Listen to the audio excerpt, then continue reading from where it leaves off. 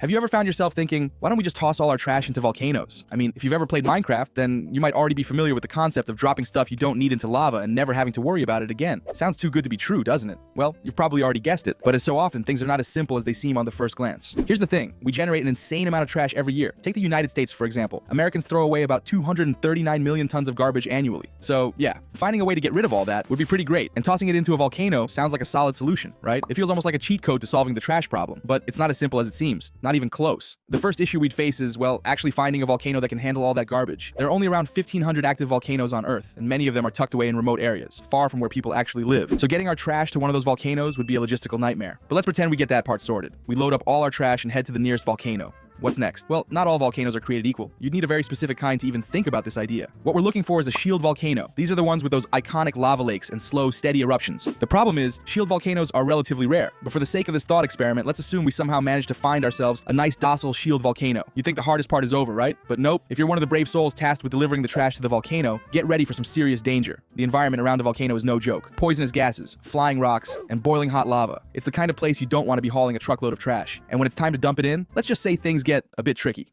Back in 2002, a group of researchers threw a small bag of trash into a volcano in Ethiopia, and what happened next was not exactly expected.